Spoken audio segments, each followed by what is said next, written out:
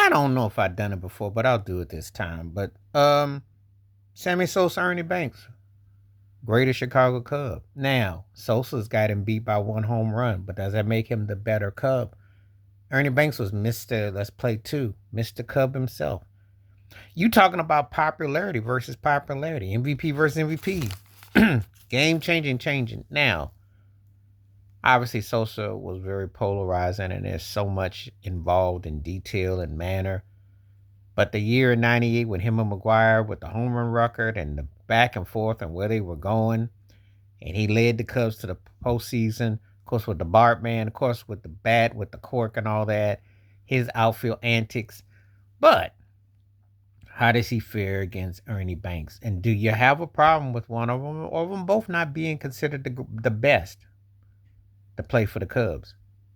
You know, Ernie Banks, I would say, was a better fielder, but he was beloved, and Sosa was too. I mean, it's one of those things where some people will have revisionist history. I'm always tripping about, uh, and I'm going to use this as a great example, American pop culture.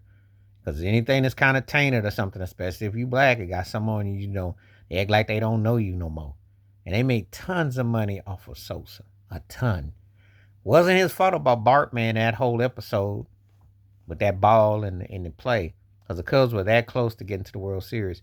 I remember that just like yesterday. And Sosa played out his mind, though. I mean, he was electrifying. He was fun to watch. The jumping, the antics. I mean, he was fun when he would hit home runs and he'd dap up and do what he did.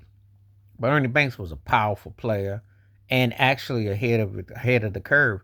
You see, growing up when I was watching baseball as a shorty youngster, shortstops weren't hitting for power like that. If a cat got to 5 home runs, that was the equivalent to 25.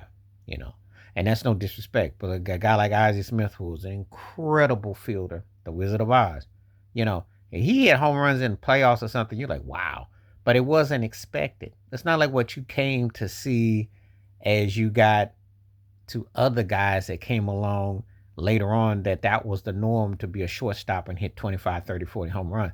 That wasn't the way it was back in the day. Shortstops were basically bunt, occasional home run, doubles, triples, singles. They were the steal bases. They were analytics of their own generation and era. So what he accomplished at that position at that time was like he stood out, really. Because I saw a lot of shortstops who built a long term career where they got hits and they got on base, but they weren't no home run threats. So, uh, man, when you ask me Sosa versus Ernie Banks, I mean, I can call it's one of those things I can say they both belong as the top two identified as Cubs. I'm not gonna sit there and take nothing away. I don't do that sort of thing. You know, we don't know nothing about with Sosa. Sosa belongs in the Hall of Fame and he dominant for his time for what he represented. He should be acknowledged. So, you know, that's all I can go by and all I can say about that. I don't get into all, this or that or this or that. You either feel the guy is that or you don't, and leave it at that. So that's my thoughts and takes about it. They both were great. Um, Stats play a big part. Success plays a big part. Impact, reaction, fans, all that. I think they both belong and are equally great. So that's how I look at it as those two. But you let me know who you think. Did you pick Ernie Banks over Sammy Sosa or vice versa? Or do you think they belong as the two greatest Cubs? Let me know what you think in the comments below. Please hit like, subscribe, work on thoughts, comments. And I do respond. Thank you. Wash your hands. Keep your mind clear. Watch out for another share if you like. Hit that membership because when you do, requests like this come true. Stay safe, stay blessed, stay woke, stay free. I'm out. Peace.